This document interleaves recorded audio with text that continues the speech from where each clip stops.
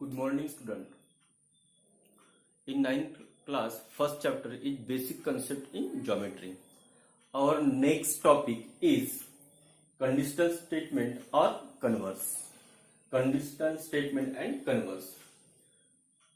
Definition of conditional statement is the statement which can be written in if-then form are called conditional statement. If a two statement and joining of two statement, we have two statement and joining of two statement, it is called as compound statement. These two statements are connected by any connective. Connectives are and, but, if, then, if and only if, etc. These are the connectives. These two statements are joined together by any connective. It is called as compound statement. आपल्याकडे समजा दोन statement आहेत आणि त्या दोन स्टेटमेंटला एखाद्या कनेक्टिव्हनी समजा आपण जॉईन केला. त्या दोन्ही स्टेटमेंट आहेत, आपल्याकडे एक स्टेटमेंट आहे आणि दुसरी स्टेटमेंट आहे. त्या दोन्ही स्टेटमेंटला समजा आपण एखाद्या कनेक्टिव्हनी जॉईन केला तर त्या टोटल स्टेटमेंटला काय म्हणतात? कंपाऊंड स्टेटमेंट म्हणतात. आता आपण कंडिशनल स्टेटमेंट कडे बघू. बघा, समजा आपल्याकडे दोन स्टेटमेंट आहेत. There are two statement. आपल्याकडे दोन स्टेटमेंट, अपने पास दो स्टेटमेंट है और दोनों स्टेटमेंट को अगर किसी कनेक्टिव से ज्वाइन करते हैं तो उसको बोलते हैं कंपाउंड स्टेटमेंट. बोलते हैं क्या? बोलते हैं compound statement. But two statement are join together by connective if then. दो स्टेटमेंट है अपने पास. एक स्टेटमेंट है समझ के चलो P और दूसरी स्टेटमेंट है Q. दो स्टेटमेंट को कोई कनेक्टिव से जोड़ते हैं अपन. कनेक्टिव बहुत सारे रहते हैं. कौन से रहते हैं? एंड हो सकता है, और हो सकता है, इफ देन हो सकता है, बट हो सकता है, एक्सेट्रा. बहुत सारे कनेक्टिव है. इन कनेक्टिव से अगर दोनों स्टेटमेंट को अपन जोड़ते हैं तो उसको कंपाउंड स्टेटमेंट बोलते हैं. क्या बोलते हैं? Compound statement. अगेन इन दोनों स्टेटमेंट को अगर अपन इफ देन से जोड़ते हैं, इफ देन से ज्वाइन करते हैं, कनेक्ट करते हैं, then it is called as conditional statement. तो उस स्टेटमेंट को क्या बोलते हैं? Conditional statement. अगेन देखो, the statement which can be written in if then form are called the conditional statement. Okay, दो अलग अलग स्टेटमेंट है. दो अलग अलग स्टेटमेंट है, दोनों को ज्वाइन करते हैं एनी कनेक्टिव से तो उसको कंपाउंड स्टेटमेंट बोलते हैं. Compound statement. कनेक्टिव बहुत सारे प्रकार के हैं, बट यहां अपने को सिर्फ इफ देन ये कनेक्टिव पढ़ना है. तो दोनों स्टेटमेंट को अगर अपन इफ देन कनेक्टिव से ज्वाइन करते हैं और एक टोटल स्टेटमेंट बनाते हैं, then this total statement it is called as conditional statement. It is called as conditional statement. दो अलग अलग स्टेटमेंट को इफ देन से जोड़ते हैं, कनेक्ट करते हैं, देन एक टोटल स्टेटमेंट फॉर्म हो जाएंगी. टोटल स्टेटमेंट तयार होईल. त्या टोटल स्टेटमेंटला काय म्हणतात? कंडिशनल स्टेटमेंट म्हणतात. ठीक आहे. आता बघा याच्यामध्ये की the part of the statement following if called antecedent and the part following then it is called as consequent. एखादी स्टेटमेंट आहे, ती स्टेटमेंट आपण दोन वेगवेगळे स्टेटमेंट आहेत, त्या दोन्ही स्टेटमेंटला आपण इफ देन ह्या कनेक्टिव्हनी जॉईन करू. ठीक आहे. एखादी स्टेटमेंट आहे बघा, for example the diagonals of the rectangle are congruent. The diagonals of rectangle are congruent. आता इथे बघा, इथं टोटल एक स्टेटमेंट आहे, याला आपण कंडिशनल स्टेटमेंट मध्ये कशा प्रकारे लिहू? If quadrilateral is rectangle. If the quadrilateral, बघा जसा हा rectangle is a quadrilateral. Rectangle काय आहे? क्वाड्रिलेटरल आहे. तर if quadrilateral is rectangle then its diagonals are congruent. समजा एखादा क्वाड्रिलेटरल रेक्टँगल असेल, एखादा क्वाड्रिलेटरल रेक्टँगल असेल, ठीक आहे, तर if quadrilateral is rectangle then its diagonal, तर त्याच्या डायगोनल्स कशा राहतील? कॉन्ग्रुएंट राहतील. एखादा क्वाड्रिलेटरल रेक्टँगल है तो उसकी जो डायगोनल्स रहती है वो कैसे रहती है? कॉन्ग्रुएंट रहती है. तो इफ के जो बाद का पार्ट है, इफ के बाद का जो पार्ट है, ये part if quadrilateral is rectangle, ये वाला जो पार्ट है इसको बोलते हैं एंटेसिडेंट. और देन के बाद का जो पार्ट है means its diagonals are congruent, इसको बोलते हैं कॉन्सिक्वेंट.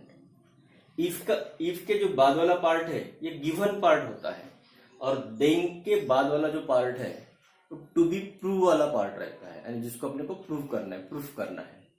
ठीक है, then this total statement it is called as conditional statement. इस टोटल स्टेटमेंट को क्या बोलते हैं? कंडीशनल स्टेटमेंट बोलते हैं। फिर से देखो, पुन्हा बघा, इफच्या नंतरचा जो पार्ट आहे त्याला अँटेसिडेंट म्हणतात, हे लक्षात ठेवायचं आहे तुम्हाला, आणि देनच्या नंतरचा जो पार्ट आहे त्याला कॉन्सिक्वेंट म्हणतात। पुन्हा, if the part of statement following if called antecedent, इफच्या नंतरचा जो पार्ट आहे त्याला अँटेसिडेंट म्हणतात, मीन्स गिव्हन पार्ट।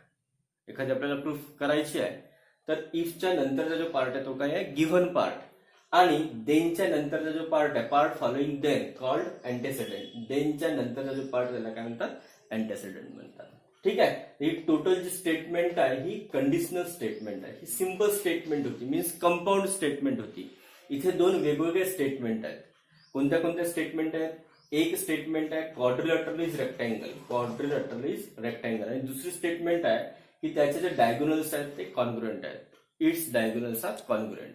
तर हे दोन्ही स्टेटमेंटला समजा आपण जोडला तर हे सिंपल कंपाऊंड स्टेटमेंट बनेल, पण त्याच्यामध्ये समजा आपण कनेक्टिव्ह इफ देन कनेक्टिव्ह समजा लावला, आपण इफ आणि हा देन कनेक्टिव्ह लावला कनेक्ट करताना, तर ती जी टोटल स्टेटमेंट बनते त्याला काय म्हणतात? Conditional statement. टोटल स्टेटमेंट जो बनती है उसको कंडीशनल स्टेटमेंट बोलते हैं। ठीक है, तो इफ के जो बाद का जो पार्ट है गिवन पार्ट, उसको एंटेसिडेंट बोलते हैं, और देन के बाद का जो पार्ट है उसको क्या बोलते हैं? कॉन्सिक्वेंट बोलते हैं। अब अगेन इस कंडीशनल स्टेटमेंट का कन्वर्स, तो कन्वर्स यानी क्या होता है? If antecedent and consequent of given conditional statement are interchange, then the resulting statement is called the converse of given statement। Converse यानी ये कौन सा पार्ट है? ये एंटेसिडेंट पार्ट है, और ये कौन सा पार्ट है? कॉन्सिक्वेंट पार्ट है। तो एंटेसिडेंट पार्ट की जगह ये कॉन्सिक्वेंट पार्ट आएगा, और कॉन्सिक्वेंट पार्ट की जगह एंटेसिडेंट पार्ट आएगा। यानी इफ के बाद वाला जो पार्ट है वो गिवन पार्ट है, और देन के बाद वाला पार्ट क्या है? टू बी प्रूव वाला पार्ट है। ठीक है, तो टू बी प्रूव वाला पार्ट इफ के बाद में आएगा, मतलब गिवन पार्ट में चला जाएगा, और गिवन पार्ट ये टू बी प्रूव वाले पार्ट में आएगा। एंटेसिडेंट और कॉन्सिक्वेंट, जो कंडीशनल स्टेटमेंट की एंटेसिडेंट और कॉन्सिक्वेंट, इसको अगर अपन इंटरचेंज करते हैं तो जो रिजल्टिंग स्टेटमेंट आती है उसको क्या बोलते हैं? कन्वर्स ऑफ गिवन स्टेटमेंट बोलते हैं।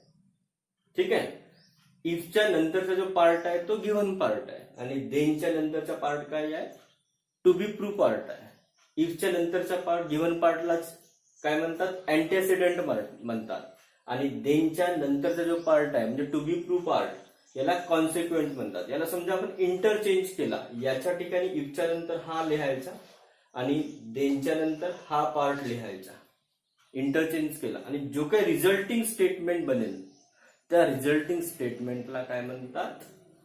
कन्वर्स ऑफ गिव्हन स्टेटमेंट म्हणतात। पुन्हा बघा, ह्याच एक्झाम्पलला आपण कसं लिहू मग? If diagonals of quadrilateral are congruent, diagonals of quadrilateral are congruent, हा जो कॉन्सिक्वेंट पार्ट आहे हा अँटेसिडेंट मध्ये आला। If diagonals of quadrilateral are congruent then it is rectangle. Given part काय होता इथे? क्वाड्रिलॅटरल इज रेक्टँगल, तर तो जो क्वाड्रिलॅटरल काय राहील? रेक्टँगल राहील, उलटा। ठीक आहे, पुन्हा बघा, कंडिशनल स्टेटमेंट आहे if conditional quadrilateral is rectangle then its diagonal are congruent.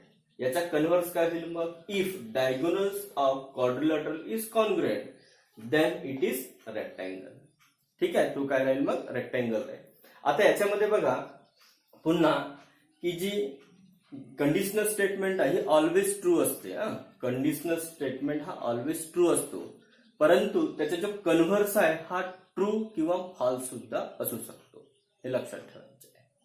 Conditional statement always true असतो, पण त्याचा जो कन्व्हर्स आहे हा ट्रू किंवा फॉल्स सुद्धा असू शकतो।